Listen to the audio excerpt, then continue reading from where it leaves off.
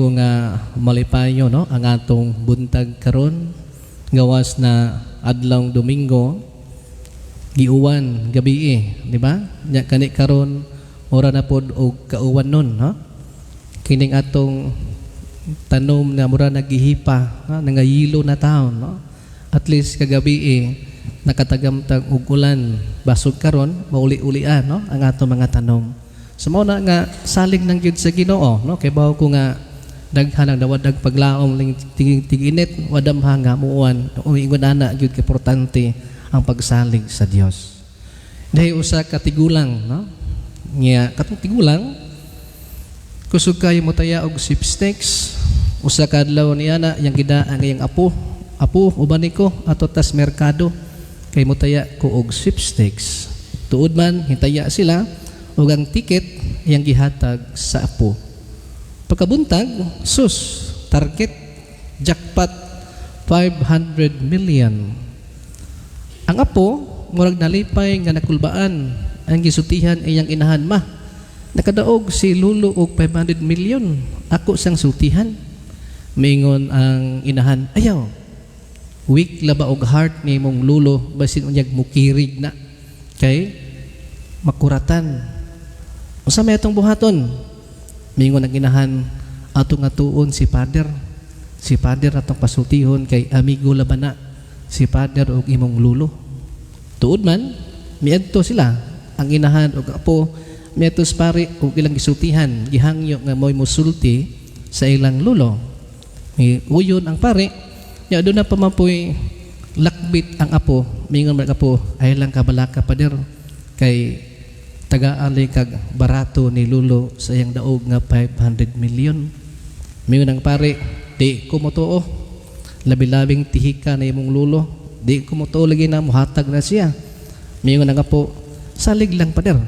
Tuo lang gud kay muhatag lagi si lulo. Di lagi ko motuo. Ingon ang pare, pero amigo man me, ako sang sutihan. Tuod man pagkabuntag sayo. Miadto ang pare dito sa maong tigulang. Mingon na pare, may buntag manong duna uta ko'y tuyo kanimo. Unsa man Pader? Mingon ang pare, panaglitan umudaog kag 500 million. Unsa may imong buhaton? Mingon ang tigulang, Pader, kung makadaog magali kog 500 million, ayaw ka balaka. Magtunga ta. Ang pare nga daw nakurat, ha? Magtunga ta? Hingkirig ang pare. Siyam dayagwik ug heart ang pari di ay ha. Muna dangatan sa mga tao nga kuwag pagtuo mukirig no. So mga igsoon ani kita sika napulo ug siyam nga Domingo unya mao ning ang ikaduhang hugno nato sa teleserye nga atong pagataytulan ug ang pan sa kinabuhi. Isugdan nato ni last Sunday no sa dihang nakakaon ang mga tao sa pan katong 5,000. Ang mga tao nagsige nagsunod-sunod. Namingon si Jesus, nagsunod-sunod kamo kanako kay nakakaon kamo span. Apan wala kamo makasabot sa kahulugan sa maong milagro.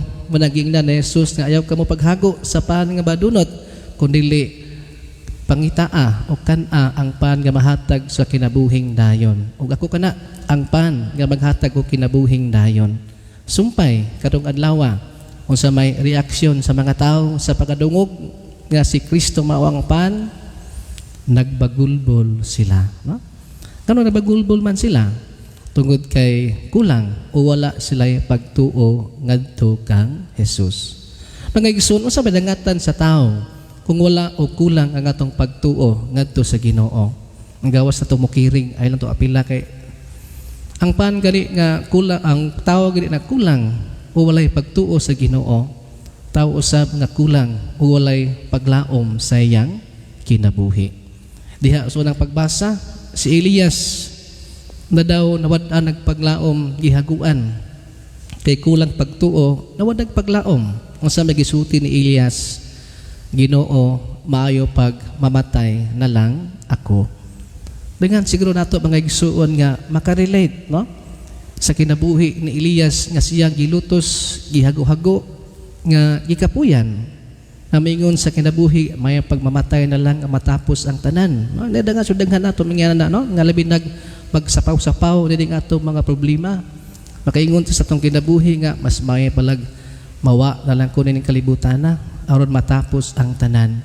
Apa ng Diyos, dili gyud na mutugot ay gud ana, no? Kaya ang Ginoo, kanunay magdasi ka nato. Sama ng Ginoo, mitabang kang Elias, kita usab, tabangan sa Dios. Importante, salig laom ug tuo ta ngadto kaniya. Una nga kining pagtuo, nindot kining pagkahulagway diha sa basahon sa mga Hebreo. Matud pa ang pagtuo na doon na kita'y pagsalig sa mga butang nga atong gilauman ug dili nato makita. Hebrews 11 verse 1, no? Ang pagtuo mao nga may pagsalig kita sa mga butang nga atong gilauman ug dili pakita. Di ba? Ingon ana ang Dios, dili nato makita. Apan kung tao nga dunay pagtuo, bisan dili nato makita ang Ginoo, mabati nato ang iyang presensya. Susama sa hangin, no? Di nato makita ang hangin, apan mabati nato ang iyang presensya. Apan ang gikinahanglan lamang niini mao ang pagtuo, pagsalig ngadto kaniya. Kinilibang pagtuo mga igsuon kay dili la ba automatic, no? Kung dili usa ka gasa nga gihatag sa Dios ngadto kanatong mga tao. Kay kung automatic palagi ning pagtuo, matag simba nato, matag kalihukan alang sa simbahan, kanunay utang puno, no? Kining ato mga simbahan o mga kalihukan panahon nga dunay santos nga misa. Pero mo lagi, sige ko balik-balik nga, subo pamalandungon kay panahon sa mga kalihukan sa simbahan, daghan kay balibad ng mga tao. Manimba ta, COVID. Maklaster ta, COVID. No? Labon og mga tuta, manukos ta, kato ay birthday ta. No? To ay liga to, basketball ta. Pero kalihukan sa simbahan, COVID. Wala kong ubo, COVID. Sakitian, COVID. Sipon, COVID. No? Ora gihimo na itong rason ng COVID. Sumo na nga, nagpadayag ka na. Nga daw kulang ang atong pagsalig o pagtuo sa Dios. Mo na mabati na ito na sa atong kinabuhi. Unsa man itong buhaton? Walay lain pag-ampo. No? Pag-ampo, pangayua sa Ginoo, ang gasa sa pagtuo, aron kin mabati nato ang iyang presensya. Ilibin na gayud panahon nga musimba ta, mukalawat ta siyang lawas ug dugo ni Kristo.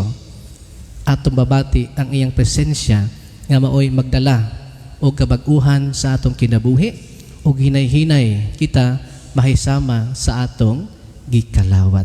Mao gina ang purpose nato ni. Mo dayon kanunay giampo nga diha sa atong pagkalawat sa hinay-hinay mahisama kita sa atong gikalawat. Mahisama kita kang Kristo. Ug mao kini mga igsuon ang dakong hagit kanatong tanan, no?